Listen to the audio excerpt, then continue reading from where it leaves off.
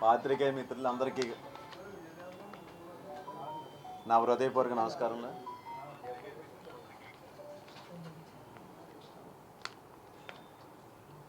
ఈరోజు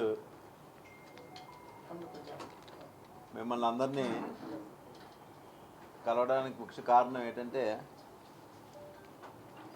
భరత్రామ్ గారు మేనిఫెస్టో గురించి ఒకసారి ఆయన ఇచ్చిన మేనిఫెస్టో ఏంటి, ఏ విధంగా ఉంది, దాని గురించి మీకు ఒకసారి చెప్పడానికని వచ్చాను. కాకపోతే ఆయన మేనిఫెస్టో రిలీజ్ చేసిన వెంటనే పెడతారని అనుకున్నా. కాకపోతే మీరు అసలు ఏ రోజు ఎక్కడ చూసినా ఏ రోజు ఖాళీగా కనబడటం లేదు. నిన్న అంతా కనుక్కుని అసలు రేపు ఏమీ లేవు కదా అని అందరినీ కనుక్కొని రేపేం లేవని అన్నారని ఈరోజు పెట్టడం జరిగింది. ఏం లేదు, భరత్రామ్ గారు గతంలో ఎంపీగా నిలబడ్డారు. ఆయన నిలబడినప్పుడు హామీలు ఇచ్చారు. అది ఎంతవరకు నెరవేర్చారో అది అందరికీ తెలిసిన విషయమే. ఈసారి మరొక పబ్లిసిటీ కోసం లేకపోతే ప్రజల్ని మభ్యపెట్టడానికో మరొక మేనిఫెస్టో ఆయన రిలీజ్ చేశారు. అయితే ఏదంటే ఓన్లీ 10 ప్రామిసులు చేశారు. 11వది ఆయన మర్చిపోయినట్టున్నారు. మరి 11వ ప్రామిస్ అసలు మొట్టమొదటి అదే ఉంటుంది అనుకున్నాను. 11వ ప్రామిస్ మర్చిపోయినట్టున్నాను ఆయన. అదే ఆయన స్పెషల్గా ఇంటర్వ్యూ అది ఇచ్చుకున్నాడు కదా సుమన్ టీవీతో, ట్విన్ సిటీస్. మరి ఎందుకు ఆయన ఆ రోజు అంత బోస్టప్గా ట్విన్ సిటీస్ గురించి ఇచ్చి మరి ఈరోజు మన మర్చిపోయారో మరి ఏంటో తెలియదు. ట్విన్ సిటీ గురించి మర్చిపోయారు పాపం. భరతరామ్ గారు 11వది కూడా ఆ ట్విన్ సిటీస్ కూడా చేర్చేస్తే బాగుంటుందండి. ఎందుకంటే మీరు చెప్పిందే కదా. ఫస్ట్ది Bharat promise number 1, rowdy sheeters నగర బహిష్కరణ. రౌడీ షీటర్స్ బ్లేడ్ బ్యాచ్ బెడద ఎక్కువగా ఉందంట మన నగరంలో. కొన్ని కేసులు పెట్టారంట. కానీ వాళ్ళని పట్టుకుని అరెస్టులు బహిష్కరణ చేస్తారంట ఆయన ఎమ్మెల్యే అయితే. ఇదే కనుక ఆయనే కనుక దీని మీద అంటే మామూలుగా బూస్టప్ కోసం ఇచ్చాడా లేకపోతే నిజంగా ఇది చేసే ఉద్దేశంతో ఇచ్చాడా అన్నది ప్రజలకు తెలియజేయాలి మనం. అతను కనుక ఈ బ్లేడ్ బ్యాచ్ రౌడీ షీటర్ల గురించి చెబితే ఒక్కసారి ఆయన వెనకాతలు తిరిగిన వాళ్ళు కొద్దిగా వెనక్కి తిరిగి చూసుకుంటే అందులో సగం మంది బహిష్కరణే ఉంటారు రోడ్డు రాజమండ్రి నుంచి. ఎందువల్లంటే ఈయన సుమన్ మొన్న ఇచ్చుకున్న ఇంటర్వ్యూలో ఎవరో పితా రామకృష్ణ ఎవరు కత్తేసి చూపించడం ఆయన రౌడీ షీటరు. ఆయన 2008 నుంచి కూడా 2 టౌన్లో రౌడీ షీటర్గా ఆయన ఉన్నాడు. ఈరోజు ఆయనకి ప్రధాన అనుచరుడు. మరి ఈయన ఇచ్చిన మేనిఫెస్టోలో మొట్టమొదటిదే 5 సంవత్సరాలు అధికారంలో ఉండి స్టేట్ గవర్నమెంట్లో కూడా మీరు సీఎం అయ్యుండి కూడా 5 సంవత్సరాల్లో మీరు చేయలేని పని ఈరోజు ఈయన ఎమ్మెల్యే చేస్తాయంట. రౌడీ షీటర్ని బ్లేడ్ బ్యాచ్ని నగర బహిష్కరణ చేస్తాయంట. ఇది నమ్మదగిందా? ప్రజలు అర్థం చేసుకుంటున్నారు. ఎంత అబద్ధమో చూడండి. ఆయన వెనకాతలు తిరిగేది వాళ్ళు. దానికి ఒకటోది మీది ఎంత అబద్ధమో తెలిసిపోతుంది. రెండోది 24 గంటల పాటు త్రాగునీరంట. 24 అవర్స్ త్రాగునీరు. మన గోదావరి ఉన్నాం. గోదావరి కోసం ప్రక్షాళన కోసం 52 కోట్లు కేంద్రం ఇస్తే ఒక్క రూపాయి కూడా దాన్ని వాడకుండా ఆ నిధుల్ని ఈరోజు కొత్త శ్లోకం పెట్టి 24 గంటలు వాటర్ ఇస్తాను. 24 గంటలు వాటర్ కాదు, మీ జగన్ అన్న జే బ్రాండ్ ఉంది కదా, ఆ మందు అది కొద్దిగా కల్తీ లేని మద్యం అమ్మించి ఏర్పాటు చేయండి. ఎందువల్లంటే నగరంలో ఏ హాస్పిటల్కి వెళ్ళినా సరే ముందు ఈ టెస్టులు చేయించున్నారు. ప్రతి డాక్టర్ కూడా బ్లడ్ టెస్టులు చేయించున్నారు. ఈ బాబు మీకు మందు అలవాటు ఉందనగానే వెంటనే బ్లడ్ టెస్టులు చేయించున్నారు. అదేంటంటే జే బ్రాండ్ తాగితే మరీ అనారోగ్యంగా చాలా దారుణంగా లివర్లు అయిపోవడం చాలా నాసిరకం. ముందు మంచినీరు ఎలాగా చేయలేవు 24 అవర్స్, ఎందుకంటే గతంలో నువ్వు అధికారంలో ఉండి కూడా నీ బ్రాండ్ అయినా మంచిది ఇచ్చి ప్రజలు ఎలాగా అలవాటు ఉన్న వాళ్ళని మానుకోలేరు. అది మన వల్ల కాదు. మీరు ఎలా మద్యపానం నిషేధం అన్నారు, అది మీరు ఎలా చేయలేరు. ఇదైనా మంచి బ్రాండ్ అయినా ఏర్పాటు చేయండి, వాళ్ళు కొద్దిగా ఆరోగ్యాలు బాగుంటాయి. మూడోది, యువతకంట 10,000 ఉద్యోగాలంట. ఏం పరిశ్రమలు తెచ్చావని 10,000 ఉద్యోగాలు. అసలు ఈ ఫిగర్ ఎలాగా? నీకు 10,000 నిరుద్యోగులు ఉన్నారా, లేకపోతే ఇంకా ఎక్కువ ఉన్నారా, ఇంకా తక్కువ ఉన్నారా? అసలు 10,000 ఏంటి? ఏదో యువతకి ఉద్యోగ అవకాశాలు కల్పిస్తానని చెప్పాలి, 10,000 ఉద్యోగాలకి. ఇప్పుడు 5 సంవత్సరాల్లో ఎవరికైనా నువ్వు ఉద్యోగాలు ఇచ్చావా చెప్పండి?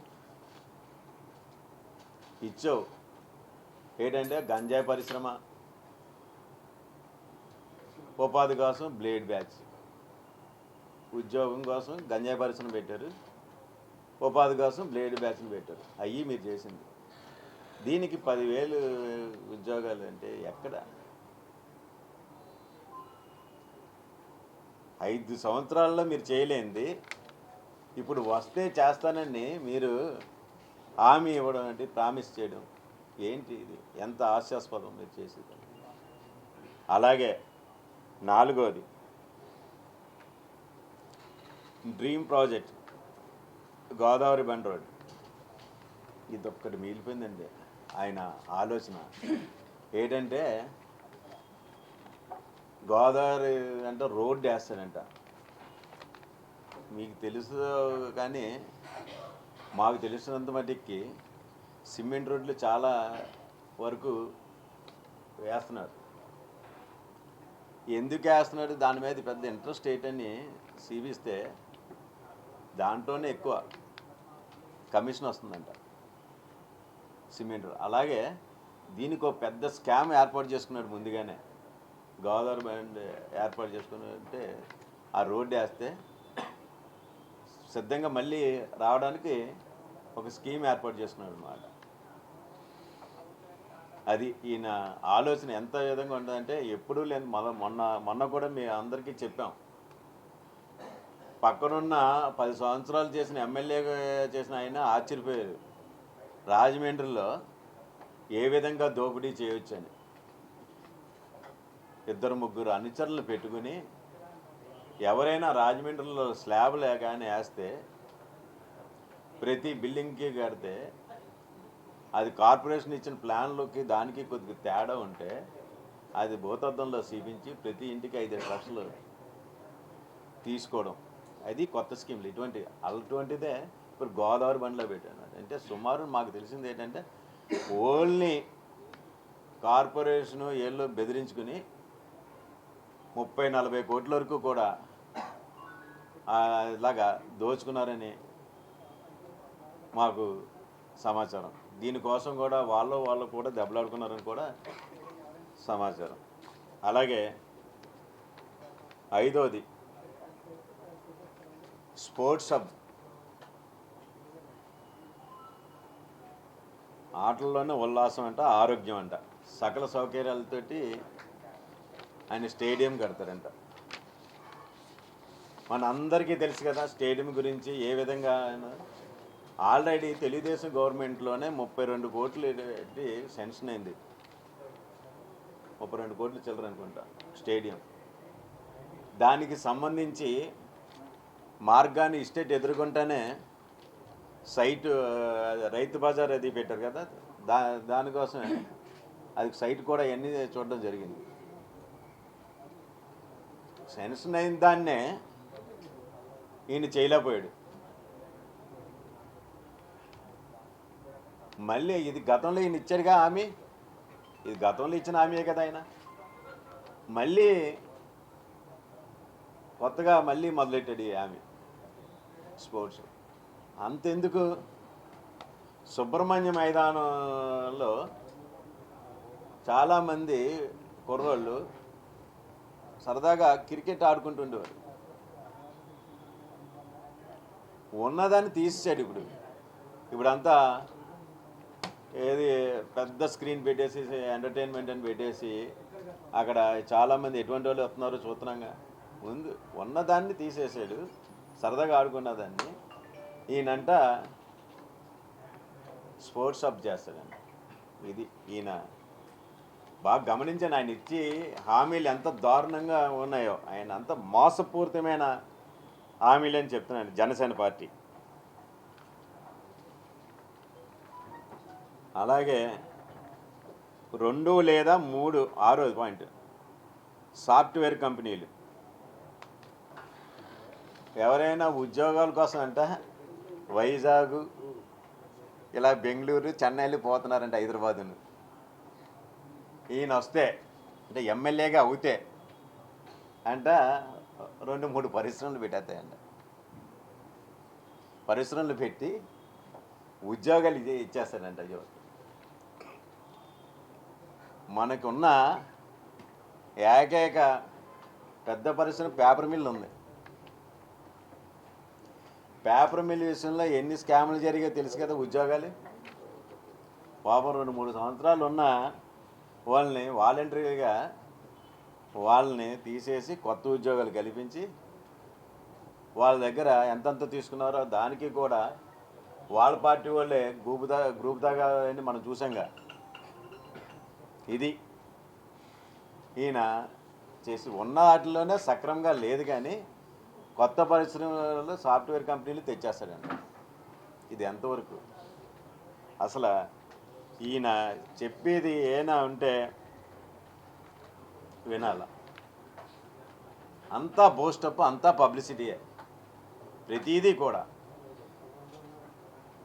ఆయన ఈ 5 సంవత్సరాల నుంచి ఏం సాధించాడంటే ఒక టైటిల్ మాత్రం సాధించాడు, రీల్ స్టార్ అని. అంతేగాని అది ఏమీ సాధించలేదు. అది ఉన్న వాళ్ళకి భవన కార్మికులకి వాళ్ళు పనులు లేక వాళ్ళు ఏడుతున్నారు. వాళ్ళకి కావాల్సిన ఇసుక అది నువ్వు సక్రమంగా మీ గవర్నమెంట్ ఏర్పాటు చేయలే. ముందు ఉన్న ఆ భవన కార్మికులకు ఉపాధి కల్పించండి. అది అది లేకుండా ఎక్కడో సాఫ్ట్వేర్ కంపెనీలు 2-3 తెచ్చేస్తాయంట. దానికి ఉపాధి ఉద్యోగ అవకాశాలు కల్పిస్తారు. తెలుసు కదా ఉపాధి అంటే, ఉద్యోగం అంటే ఇందాకే చెప్పాను. ఉపాధి అంటే పరిశ్రమ, గంజాయి పరిశ్రమ అని, అంతేగా. అది ఈయన భరతరామ గారు 6వ. 7 ఉమెన్ ఎంపవర్మెంట్ అంట. ఎంపవర్మెంట్ అంటే మహిళలకంట ఆర్థికంగా నిలదొక్కుకోవడానికి పెద్ద పెద్ద స్కిల్ డెవలప్మెంట్ సంబంధించిన వాళ్ళని తీసుకొచ్చి కోచింగ్లు ఇచ్చి అవన్నీ చేస్తారంట. మేము కూటమి తరఫున ప్రతి వార్డుకి వెళ్తే మహిళలు ముందుకు వచ్చి మా కోసం ఏమీ చేయొద్దు బాబు, ముందు చెత్త పని తీయమంటున్నారు. వాళ్ళు మహిళలందరూ ఉన్న చెత్త పని తీసేయండి, కరెంటు బిల్లు పెరిగిపోయాయి, కూరగాయల రేట్లు పెరిగిపోయాయి, పప్పుల రేట్లు అన్నీ పెరిగిపోయాయి, 4 గోలెడుతుంటే ఈ గవర్నమెంట్ వచ్చిన తర్వాత ఈయనంట స్కిల్ డెవలప్మెంట్ అయి పెట్టేసి వాళ్ళకి కోచింగ్లు అవి ఇస్తారంట. అది భరతరామ గారు 7వ. ఎనిమిదో ఎనిమిదోది ఇన్క్యూబేషన్ సెంటర్స్, స్టార్టప్స్. వీటిలంటే ఎలాగంట యువతకి మహిళలకి కొత్త కాన్సెప్ట్ తోటంట స్టార్టప్స్. ఎలాగంటే కొబ్బరికాయలు, అలోవేరా పూలతోటంట. కొబ్బరికాయల వ్యాపారం చేస్తాడంట ఈయన.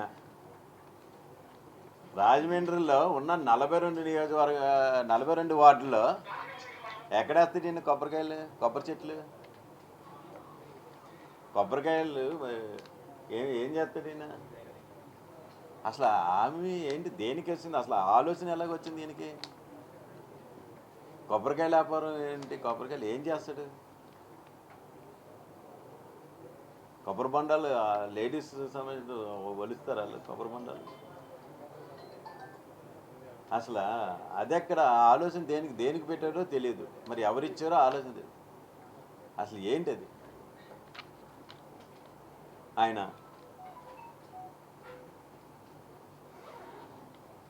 9వది జగనన్న కాలనీల ద్వారా 40,000 ఇళ్ల నిర్మాణం. ఇది ఎంత దారుణమో చూడండి.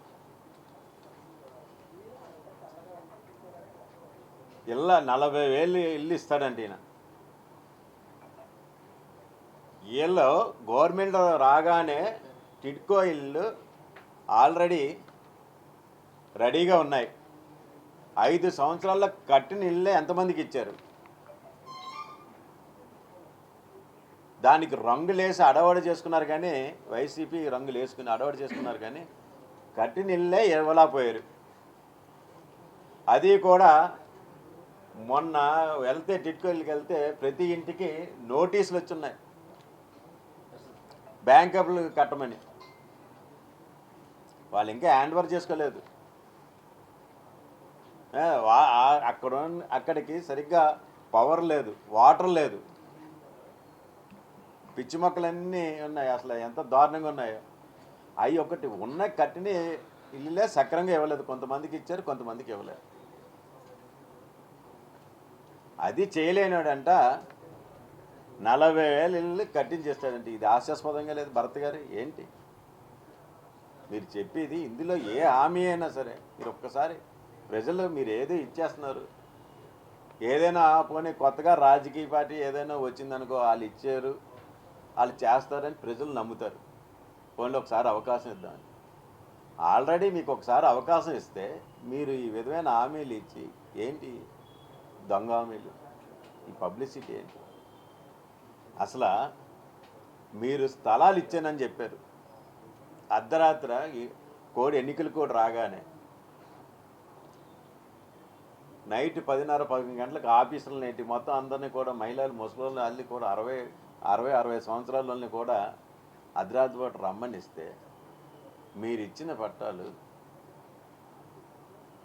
ఎంత మోసపూరితమని. ఒక ఆఫీసర్ సంతకాలు ఉండవా? సరే పాపం ప్రజలు మా పట్టాలు వచ్చే ఆనందంతో పోతే అక్కడికి వెళ్తే అక్కడ డిటిపిసి లేఅవుట్ అది ఇది అన్నారు. అక్కడ చూస్తేనేమో పొలాలు. వెళ్ళి ఆ స్థలం ఏదైనా ఎవరైనా చూపించారా? మా ఈ స్థలం ఇది, ఈ నెంబర్ ఇది అని ఏమైనా చెప్పారా? అసలు ఏమీ లేవు అక్కడ. అక్కడికి వెళ్తే ఆ రైతులు గోల. ఆ పొలాలకు సంబంధించిన రైతులు ఏంటి, మాకు ఇంకా డబ్బులు పడలేదు, మాకు ఇంకా డబ్బులు రాలేదు, మీరెవరు ఇక్కడ రావడానికని వాళ్ళు. ఎంత మోసపూరితం భరత్ గారు మీరు ఇచ్చింది. ఎలక్షన్ కోసం మీరు అడవడడికి ఇచ్చినవి. అసలు ఏంటిది? మీరు ఎంత డ్రామాలు ఇవన్నీ.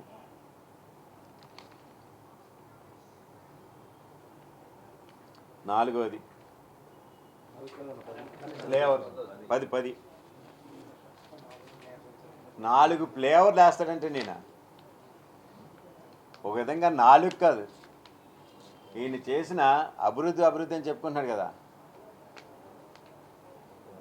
40 ఫ్లేవర్లు వేయాల. దేనికి తెలుసా? మొన్నే వచ్చింది వరద చూసాం కదా. ఈయన చేసిన ఘనతకి అనాలోచితంగా ముందు చూపు లేకుండా చేసిన, ఓన్లీ పబ్లిసిటీ పిచ్చి కోసం చేసిన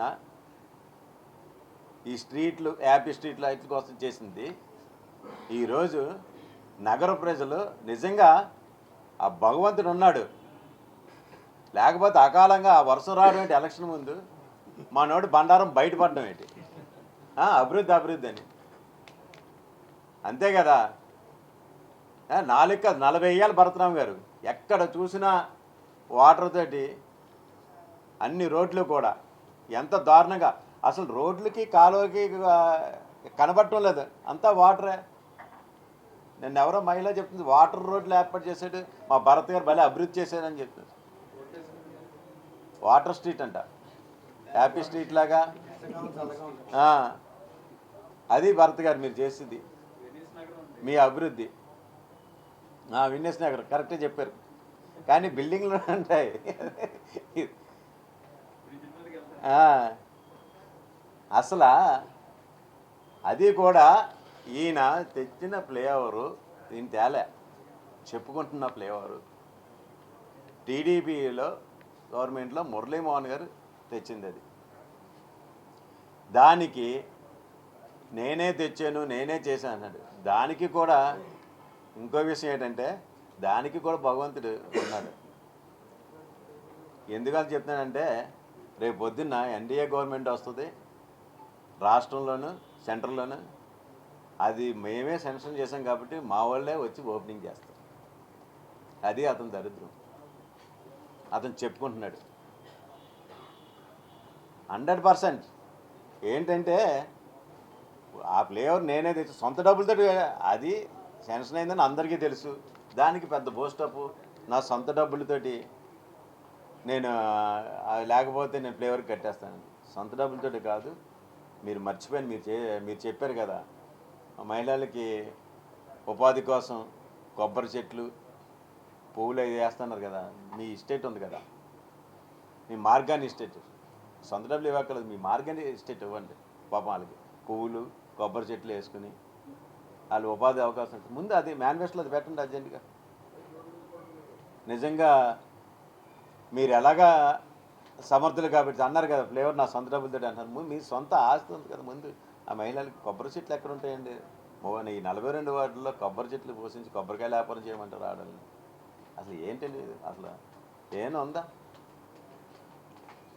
ఈ విధమైన మీరు దొంగ హామీలు ఇచ్చి, స్థలాలే దొంగ పత్రాలు ఇచ్చి ప్రజలను మోసం చేసి ఈరోజు ఎన్నికలు వస్తాయంటే ప్రజలు ఎవ్వరూ నమ్మించే పరిస్థితిలో బతుకుతారు. మీరు ఏదో నగర బహిష్కరణ అంటారు చూసారా, మీరే చెప్పారు కదా మీ గంజాయి బ్యాచ్ బ్లేడ్ బ్యాచ్, మీకు ఎలక్షన్ అయిన తర్వాత జూన్ 4న రాజకీయ బహిష్కరణ చేస్తారు రాజమండ్రి ప్రజలు మీరు చేసిన పనులకి. ఎప్పుడైనా సరే మీకు పబ్లిసిటీ, మీరు చేసుకున్న పబ్లిసిటీ వల్లే మీ ఈరోజు మీ రాజకీయ పతనం రెడీ అయింది. అందువల్ల ఎవరో కూడా మీ ప్రామిస్లు ఎవరో నమ్మరు. ఇందులో ఒక్కటి చెప్పండి, మీరు ఇచ్చింది ఏదైనా గ్యారెంటీ ఉందా? 10 కూడా అన్నీ వివరంగా చెప్పాం. దీని గురించి మీరు ఏదైనా చర్చలకైనా మేము రెడీ, మీరు చేస్తున్నారు సార్. మేము ఎప్పుడో 10 ప్రశ్నలు అడిగిన దానికి సమాధానం చెప్పాం. మీరు అవినీతి లేదు, అభివృద్ధి అంటే భరత్ అంటే అభివృద్ధి అంటున్నారు. మేము మీకు ఎగ్జాంపుల్ చిన్నది, మీరు చేస్తున్న దాంట్లో మేము చిన్నది చెప్తున్నాం. మీరు ఈ లైటింగ్ పోల్స్ వేశారు, ఈ లైటింగ్ పోల్స్ మేము ఎందుకు దీనికి కోసం ఇంట్రెస్ట్గా తీసుకున్నామంటే, ఎలాగైతే సిమెంట్ రోడ్ల గురించి ఎలా ఎంక్వైరీ చేసామో, ఏంటి లైటింగ్ పోల్స్ వేస్తే కనీసం ఒక 100 మీటర్లకో ఎక్కడికో వేయచ్చు, కొద్ది దూరంగా వేయచ్చు. ఏంటి మరి దగ్గరగా వేసేస్తున్నాడు, రాజమండ్రిలో ఇన్ని పోల్స్ ఏంటి, ఇందులో ఏదో ఉంది అని ఎంక్వైరీ చేసాం.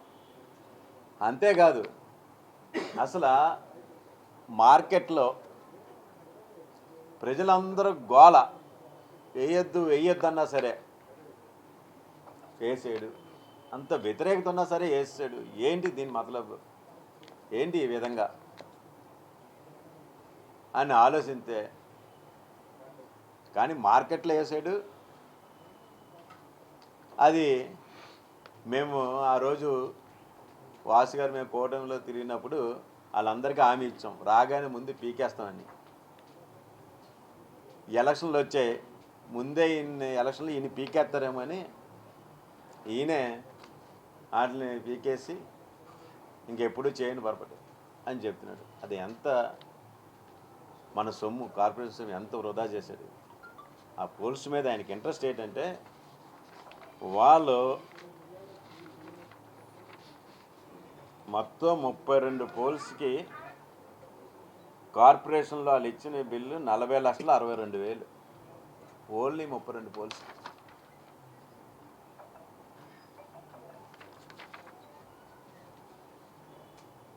అది కోటగమ్మ